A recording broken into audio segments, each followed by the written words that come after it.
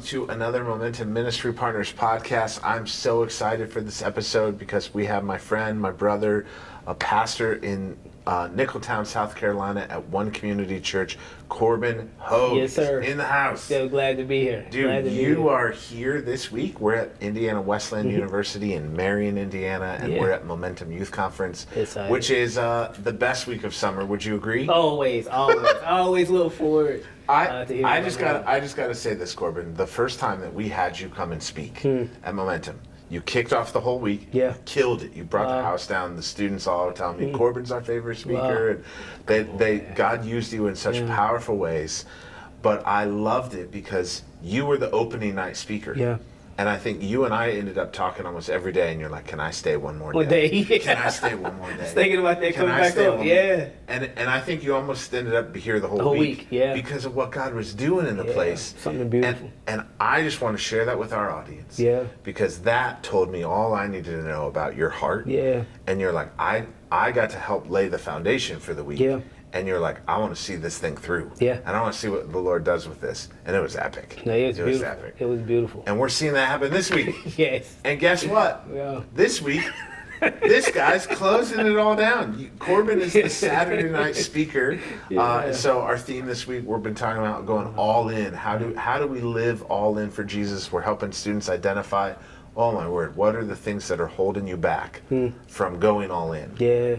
And so last night we had a worship night. Powerful. And my friends, oh my goodness, God was moving. We created space in the session for Never students. Never seen anything like it. Pray to literally, like, pray to receive Christ, understand that they have access to God, that He loves them as their Heavenly Father, and that it calls for a response. Yeah. And we're sitting there watching students.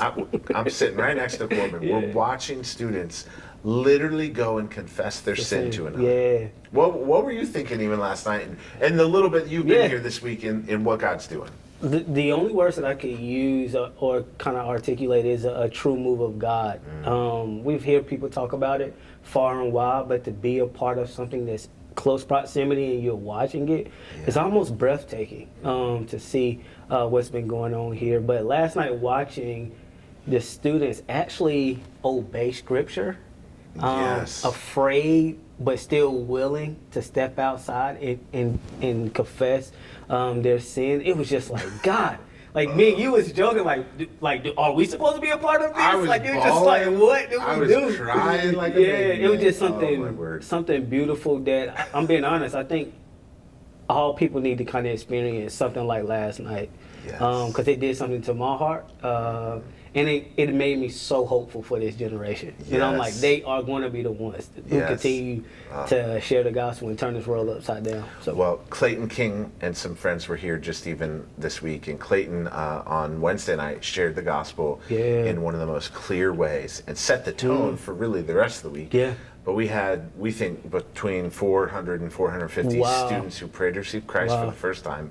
They're here with their local church and being discipled. And so literally the whole rest of the week, my whole day today has just been filled with talking to youth pastors, helping walk through like what God's doing. But Corbin, now we're turning the tide to go all out. And so we want to help these students live all out for Jesus. So for our listeners, maybe give us a little foreshadow of what's in your heart, what's in your mind, what's God putting on. You don't have to give all your secrets away. We'll link to it, so people can watch the final product on YouTube. But first off, I think it truly is an honor to be asked to close out the session. The great Reverend Bogue is normally Jeffrey. He's normally the one that is closing it out. But for you guys to consider me, I'm very humble to do so.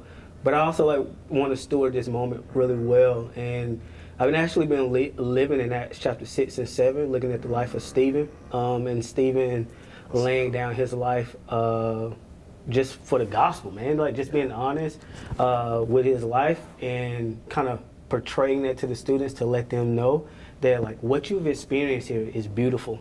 But going out here and living for the gospel, you're going to have to lay your life down. And sometimes it may be something good, but sometimes it's going to be hard. And so I just want to encourage them through that it's still all worth it. Yes. it's all worth it. And so it's Yes. kind of like where I feel like the Lord is taking me, looking at the life of Stephen, helping paint a realistic picture of what you're getting ready to see outside these walls. Wow. So Corbin, this morning I'm in the breakfast line and I'm talking to a youth pastor. They're a new church this year, and they're telling me that this youth leader talked to a student who's 14 in their student ministry, and the student, she said to the youth leader, she said, I think our youth group should come to Momentum Youth Conference every year. And I said, well, what have you guys been doing in the past? Like before you came here this summer, what have you been doing? And they were like, we've been like mission trip. We go and do serve projects. We go to foreign countries. We do mission trips. Yeah. And I said, well, what was this girl's thought process in wanting to come, to a conference every year? And the student said to the youth leader, this is harder. Wow. It's actually easy to just go serve and build something or do something with your hands. It's far harder to do the hard work of toiling the soil in your soul. Yes. And so I'm like, how old is the student? She goes, 14. Wow. I'm like, that's insane that this 14-year-old had that perspective. So I'm stealing that. Yeah, gotcha. And gonna tell you, but I think that is what we're about. Yeah. That's why you're here. I know that's your heartbeat too. Right. So tell us a little bit about your church and what God's doing as you're trying to till soil in a very tough place in the inner city. So almost 3.5 years ago, me and my wife set out to go plant a church in Greenville, South Carolina. And the place that we felt like the Lord was calling us to go plant was in a historical underserved community in Greenville. It's called Nickeltown, kind of ripe with gang violence, single parent household, medium household income is $23,000. So a ton of poverty, but we felt like the Lord was leading us to go there. That is so kind of different from the many environments that the Lord has blessed us to serve in, but it reminds me of the environments I was raised in. And so we had a desire to go back there because my heart has always been, Lord, who's going to go back and do what was done for me? And that was sharing the gospel, because traditionally people think to make it out of environments like that, you got to dribble a ball or have some form of entertainment. But for me, it was the gospel that set me free. And so we had that desire to go back, and we did almost 3.5 years ago. And we planted our church, one community church, Greenville, and we are seeing the Lord kind of blow our mind right now. Everything that we kind of envisioned in our hearts to do, He is bringing people left to right. We are feeding communities. We are have a clothing pantry that we are giving away free clothes, and we are literally sharing the gospel left to right, building great relationships with our neighbors. And we don't live like on the other side of town and then we come in. Like we actually live in our neighborhood, kind of believe in doing that community style of ministry. And we just been seeing the Lord like bless us. And so I count it an honor that He would choose me and my wife and my 5 kids to live in this neighborhood and love on these amazing people. So fun. Yeah. So fun. I rejoice every time I think I see you posting something on social, whether it's your family, your kids, but even the work that God's doing in and through your ministry. It's amazing to see.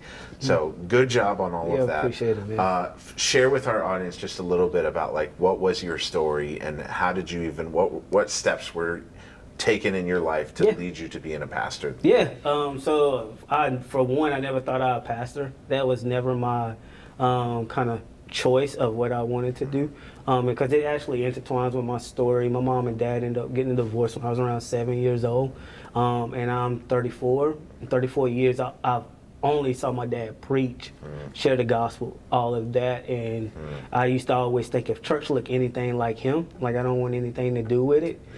Just through the pain of him leaving and having to walk through all of that. But he still remained in our life. He was never like absent.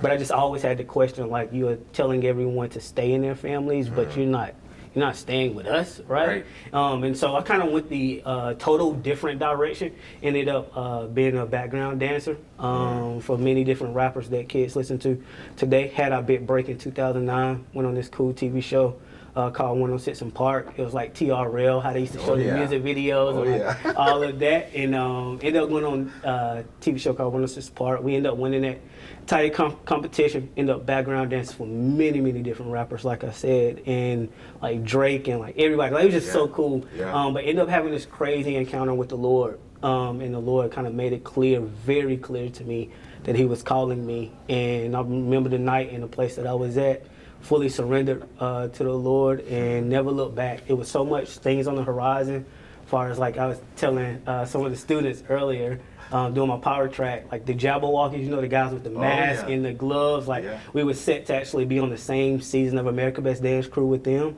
But the Lord ended up interrupting my plans, and I was like, y'all can go do that, but I'm going to surrender my life to the Lord. And the men who like wrapped their arms around me began to disciple me, and they was like, but you got to tell this story, like you got to tell your story, how the Lord like encountered you. And so that kind of sent me on the journey of like telling my story. And then I started being a youth pastor, and then it turned up into like now I'm a newly senior pastor of our church. So I love it. Well, to that end, what I'd love to do with the rest of our conversation here is dive deeper into your brain and being a senior pastor. So as you're planting this church, as you are leading, we've been in rooms with other senior pastors where you kind of just go like, hey, what are you doing with this? And so I put it all kind of into ChatGPT and I said, give me the top questions the senior pastors ask each other. Let's see what do they come up with.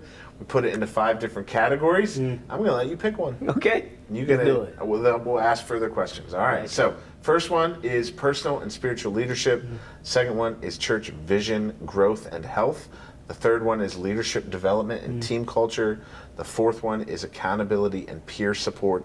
And then the last option is pastoral credibility and community perception. Where we going today? Let's go accountability and what's the last word? And peer support. Peer support. Yeah. I love it. All right, dude. This is great. Nobody's picked this one. Really? Let's do this, man. All right. So, ChatGPT, first question: do you belong to a peer group? How's accountability working within that? So, can I share a little bit about that? Yeah. I actually meet with a group of guys every 2 weeks. And we actually sit on my friend's back porch, and we just talk life. And that's my accountability partner, and partners. And like I said, we discuss scripture. We discuss the first thing we're always kind of focusing on is how are you in general, and then it go into all of the things. How are you? Are you still dating your wife? How is your mental health? How are you and you're navigating just still evolving as a man as well, and to the hot topics like lust and heart and mind, and so we're going through all of those things. But every 2 weeks, I look forward to going to sit on my friend's Cam's porch. I love it. That's awesome.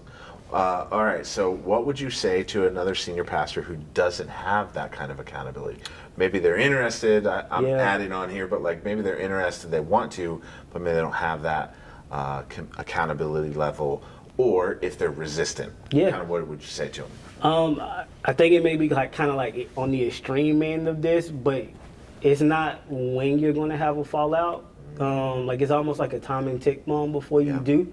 And so like I would encourage you that you need people around you. You got to have people around you that's not so much in the ministry, but some that can actually pour into you outside of the ministry. And to that person that is like, I don't know if I want it, I'm begging you, you need it. You need it for your sanity. And if you have it, I believe you'll be a better person, and then you'll also be a better leader. Yeah, that's well said. Yeah. It's well said. Gas. Just ask. Ask, you got Ask to. somebody. It's easy. Yeah. Well, I wouldn't say it's easy because I know being a senior pastor, like sometimes they can feel very lonely. But finding like different cohorts that I would encourage them to kind of like go out that way.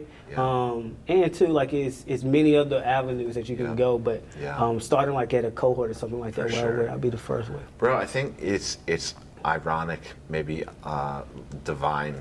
That like last night we watched that, and I even I'll just say like I don't care on the podcast. Like, I looked at you and I'm like I want to be a part of this, and so I start like telling you stuff, and I'm like I think I even said something like we're going to spend eternity in heaven anyways, so like I might as well just tell you, but I think it's when you have that mindset of like, man, I want to be above reproach, right. and vulnerability breeds vulnerability. Yeah. So how do we like just live in such a way where we're willing to engage in these conversations and help other people? So I've seen you display that, and I love that the fact that it's needed when you're honest with people about where God's at. Yeah, I think you it's a big deal. I think you hit on something like wanting to be above reproach.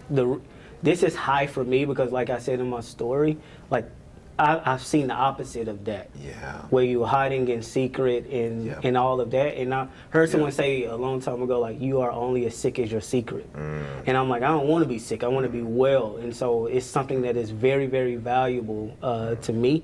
And it's not just because I'm a pastor. Yeah. It's like I just want to be a man that's known for integrity. And so you just got to fight for it.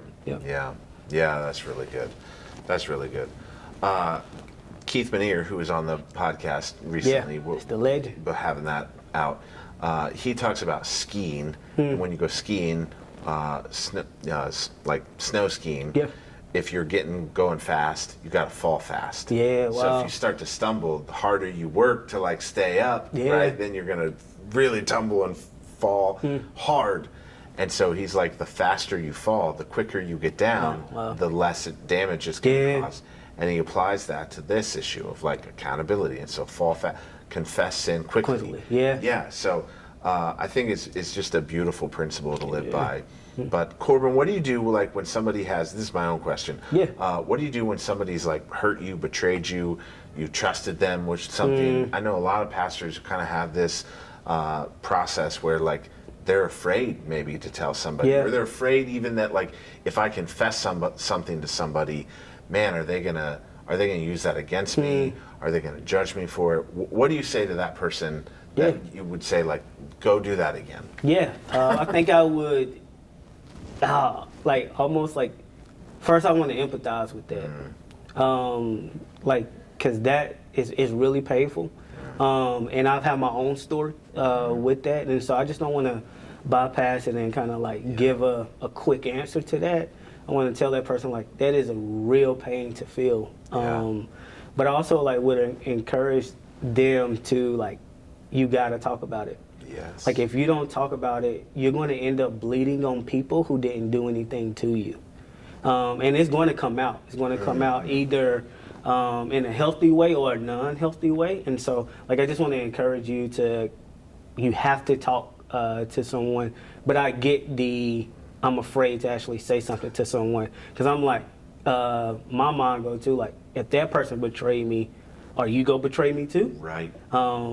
But just because like you have those feelings, doesn't mean that it's not true of you actually going to seek out more accountability. Like you have to, or like I said before, you end up bleeding on people who didn't do anything to you. Yeah, I was gonna say the alternative is worse. Oh, very, very. Yeah.